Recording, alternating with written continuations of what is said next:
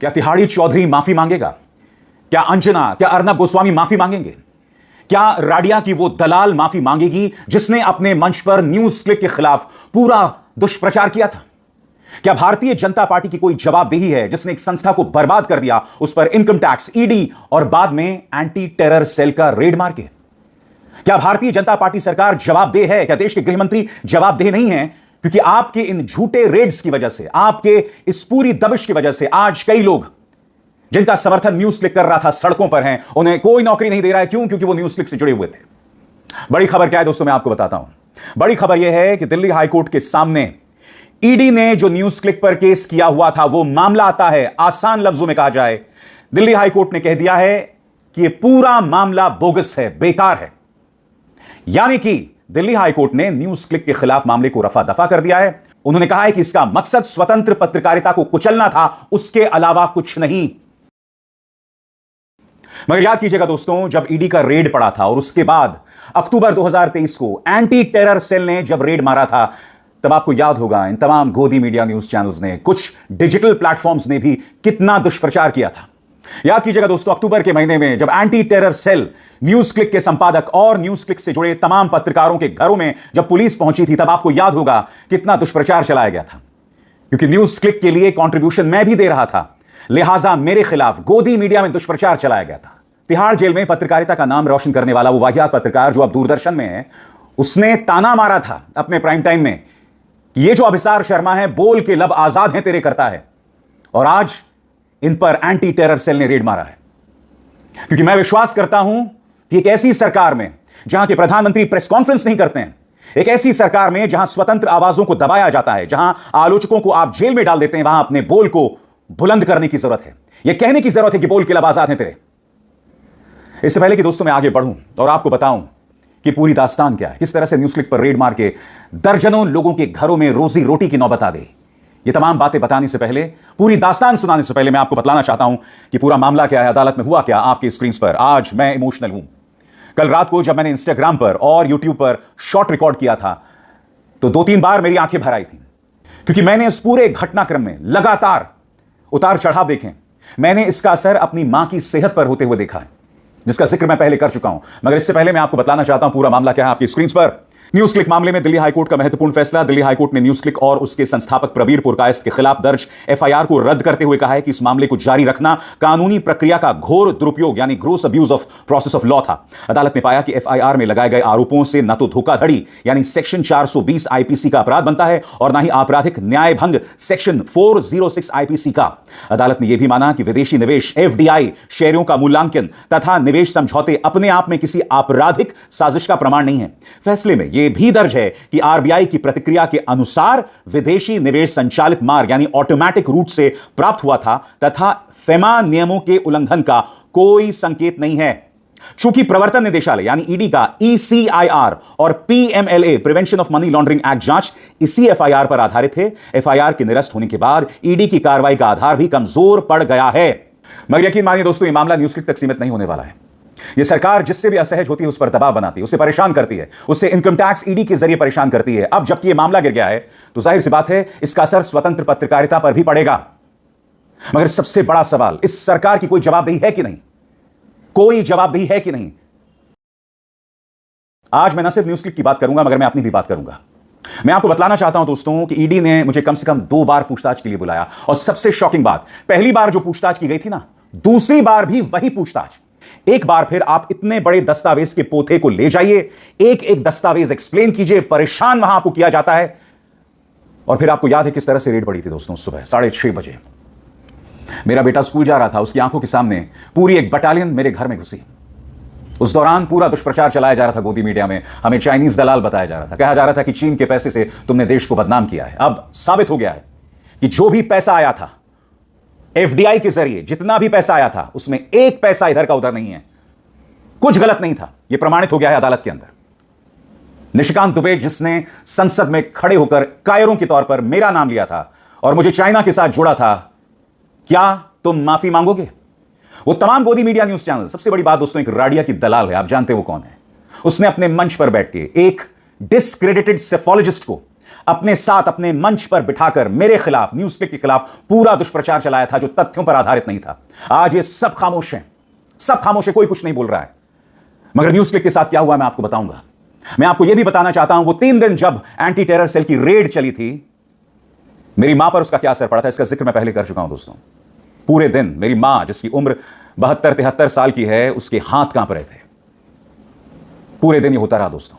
मेरे पिता जो कि शुगर के मरीज हैं, उनकी सेहत पर भी असर पड़ा था। मेरे खुद का शुगर लेवल्स 300-400 तक पहुंच गया था और मुझे अंदाजा भी नहीं था, क्योंकि मैं बेबाकी से उन तमाम सवालों का जवाब दे रहा था जो एंटी टेरर सेल मुझसे पूछ रहा था, मगर अंदर ही अंदर मेरे बॉडी को, मेरे सिस्टम पर क्या असर पड़ रहा था मुझे अंदाजा नहीं था। पता तब चला जब मैंने अपना शुगर रीडिंग लिया, जब मैंने अपना ब्लड प्रेशर लिया। पहली बार मेरा ब्लड प्रेशर बढ़ा हुआ था, इससे पहले कभी मेरा ब्लड प्रेशर नहीं बढ़ा था। शुगर 300-400 तक पहुंच गया था। मैं वो आंकड़ा अपने मां बाप को नहीं बता सकता था, क्योंकि कौन मां बाप ये जानना चाहेगा कि उनके बेटे का शुगर जो है वो 400 तक पहुंच गया है। और सबसे बड़ी बात, जो असर न्यूज क्लिक पर हुआ, और कई ऐसी कहानियां सामने उभर कर आ रही हैं वहां से जो हृदय विदारक हैं, दिल को तोड़ देने वाली हैं, हार्ट ब्रेकिंग हैं। और अब एक जरूरी संदेश, सच के इस सफर में मेरा साथी बनिए, मेरा चैनल ज्वाइन कीजिए और इनमें से एक विकल्प, एक ऑप्शन चुनिए।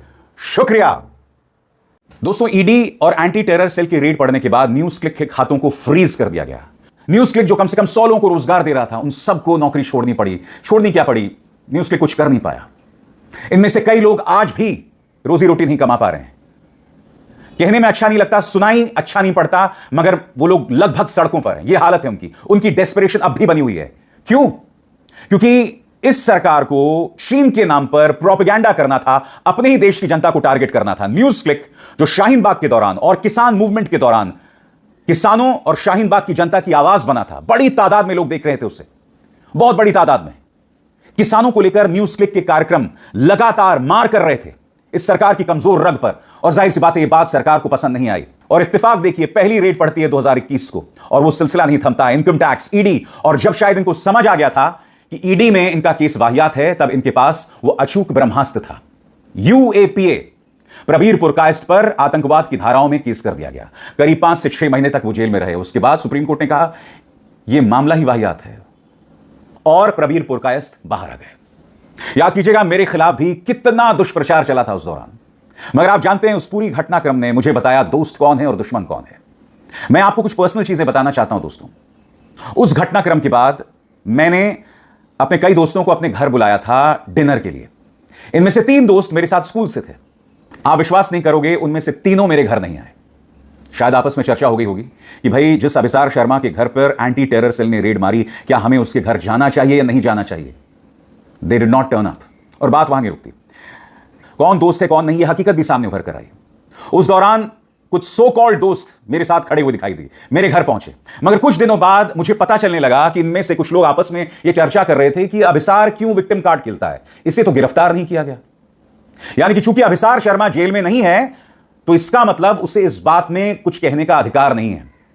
ये मेरे अपने दोस्त थे, मैं इनका नाम नहीं लेना चाहता हूं। पुरुष है स्त्री है, मैं उसका जिक्र नहीं करना चाहता हूं, क्योंकि अगर मैं बता दूंगा तो आप समझ जाएंगे। इन लोगों ने मेरे पीठ पीछे लगातार वाहियात बातें की। आज वो मेरे दोस्त नहीं है, आज मैं उनसे बात नहीं करता, उनसे दूरी बनाए रखता हूं। ऐसे दोस्तों से दुश्मन भले। जी हां, ऐसे दोस्तों की कतई जरूरत नहीं है। इस रेड ने कहीं ना कहीं उसे प्रमाणित कर दिया। मगर ये तो मेरी बात थी दोस्तों।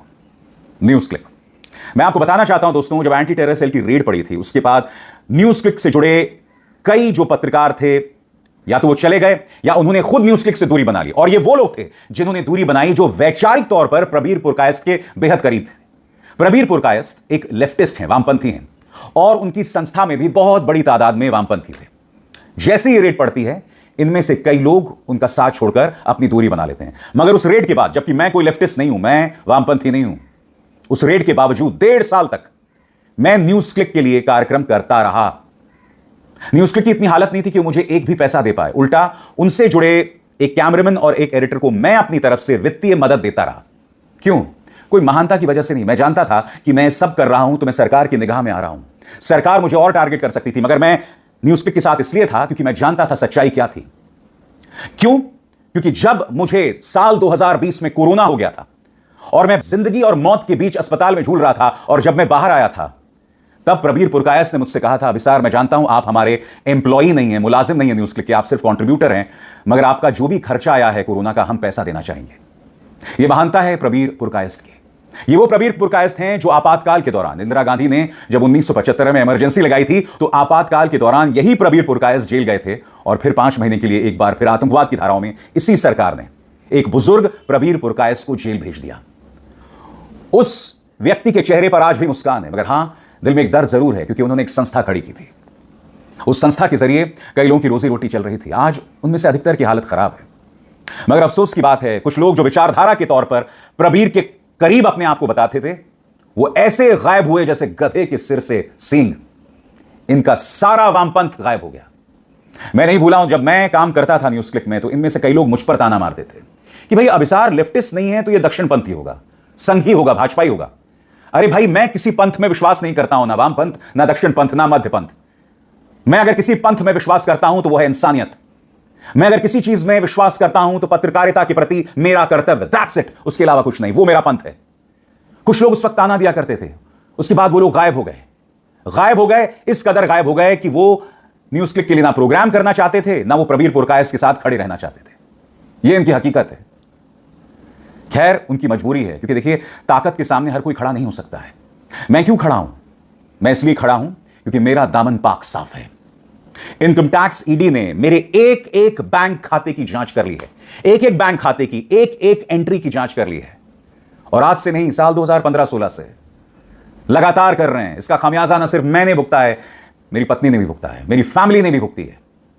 जी हां, मेरे बच्चों को उनके फॉर्मेटिव ईयर्स में जब वो बढ़ रहे थे, अपनी मां के बगैर रहना पड़ा, क्योंकि उनकी मां को बाहर पोस्ट कर दिया गया था, सिर्फ मुझे टारगेट करने के लिए, मुझे परेशान करने के लिए। यह सरकार की हकीकत है। मगर आज मैं सवाल पूछना चाहता हूं, क्या कोई जवाबदेही नहीं है? जिन लोगों ने न्यूज़ क्लिक को टारगेट किया, उनकी कोई जवाबदेही नहीं है। निशिकांत दुबे ने जो संसद में खड़े होकर झूठ कहा था, उसकी कोई जवाबदेही नहीं है। वो जो पूरा गोदी मीडिया दुष्प्रचार कर रहा था, उनकी कोई जवाबदेही नहीं है। वो हिरेन जोशी जिसने गोदी मीडिया के गुर्गों को मेरे खिलाफ लगाया था, क्या उनकी कोई जवाबदेही नहीं है? इंसानियत के लिहाज से भूल जाइए कानून, भूल जाइए नियम कानून, उसके कोई मायने नहीं है। एजेंसीज की क्या हालत हम सब जानते हैं। मगर ये पूरा केस इतना बोगस था कि दिल्ली हाईकोर्ट को सख्त टिप्पणी करनी पड़ी। मुझे इस बात में थोड़ा सा भी शक नहीं कि आने वाले दिनों में ये लोग किसी ना किसी तरीके से मुझे और न्यूज़ क्लिक को फिर से परेशान करेंगे। मगर तुम्हें पता होना चाहिए, मैं तुमसे नहीं डरता हूं। तुम कितना परेशान कर लोगे? सच बताऊं दोस्तों, 2023 के बाद से मेरी लाइफ सामान्य नहीं रही है। 2023 में आप जानते हैं, एंटी टेरर सेल का रेड, ईडी ने 2 बार मुझे बुलाया, परेशान किया, लंबी चौड़ी पूछताछ, पूरे दिन पूछताछ चलती थी। और फिर पिछले साल आपको याद है, 4 कोर्ट केसेस, 15 दिन बैठे बैठे 4 कोर्ट केसेस। एक गौतम अडानी का क्रिमिनल डिफेमेशन केस, एक असम सरकार ने सेडिशन का केस, एक गौरव भाटिया ने मुझ पर केस कर दिया। क्यों? क्योंकि वो एक न्यूज डिबेट में बगैर पजामे के बैठे हुए थे। मैंने उसकी चर्चा पत्रकारिता के दायरों में रहकर अपने कार्यक्रम में की, उन्होंने मुझ पर केस कर दिया। भाई, आप बगैर पजामे के बैठे हो और आपने मुझ पर केस कर दिया। और फिर याद कीजिएगा, गौतम अडानी रोहिणी कोर्ट पहुंचते हैं और रोहिणी कोर्ट आदेश देता है कि गौतम अडानी के बारे में जितने भी लोगों ने शोज किए हैं, अभिसार, ध्रुव राठी, आकाश बैनर्जी, दीपक शर्मा, अजीत अंजुम, रवीश, सारे शोज हटा दिए जाएं। 15-20 दिनों में 4 केसेस हमारे ऊपर थे। यह सामान्य जिंदगी नहीं है जो हम जीते हैं। ताकतवर को जवाबदेह बनाना आसान नहीं होता है, मगर मैं यह करता रहता हूं। क्यों? क्योंकि मैं अपनी जिम्मेदारी को समझता हूं। इतिहास में मेरा नाम किस तरह से दर्ज किया जाएगा और मेरी इस भूमिका का क्या असर हमारे बच्चों पर पड़ेगा, मुझे इस बात का एहसास है। इसलिए बगैर डरे मैं सवाल करता हूं, क्योंकि तुम मुझे परेशान कर लोगे। मैं समझ सकता हूं, प्रोसेस इज द पनिशमेंट, मगर कब तक परेशान करोगे तुम? क्योंकि आखिरकार अदालत को कहना पड़ा कि न्यूज़ के खिलाफ सारे केसेस वाहियात हैं, बकवास हैं। और जाते जाते दोस्तों, इन्होंने चाइना के नाम पर कितना टारगेट किया? न्यूज़ क्लिक को टारगेट किया, राहुल गांधी को टारगेट करते रहते हैं। आपको याद है ना, सलमान खान की एक फिल्म आने वाली है, बैटल ऑफ गालवान। क्या आप जानते हैं, सलमान खान को कहा गया है कि इस फिल्म में चीन के खिलाफ कुछ ना दिखाया जाए, कुछ ना दिखाया जाए, यह कहा गया है। यानी कि चाइना के नाम पर तुमने क्या क्या नहीं किया। गालवान घाटी में मेरे 21 जवान शहीद हो गए। प्रधानमंत्री नरेंद्र मोदी के मुंह से आज तक चीन शब्द नहीं निकला है, आज तक। और फिर तुम सलमान खान को बोलते हो कि फिल्म में चीन के खिलाफ कुछ ना बनाओ। अरे, चीन के नाम पर तुमने कितना टारगेट किया न्यूज़ क्लिक को, मुझे, न्यूज़ क्लिक से जुड़े तमाम लोगों को। आज भी करते हो। आज भी आप देखो कि कमेंट सेक्शन में कुछ अंधभक्त, कुछ दिमाग से पैदल, वो सब बकवास करने आ जाएंगे इन तथ्यों के बावजूद। मगर बिलीव मी, आपके लिए बुरी खबर है, मैं सवाल करता रहूंगा, लगातार करता रहूंगा। और मैं रुकने नहीं वाला हूं। अभिसार शर्मा को दीजिए इजाजत। नमस्कार।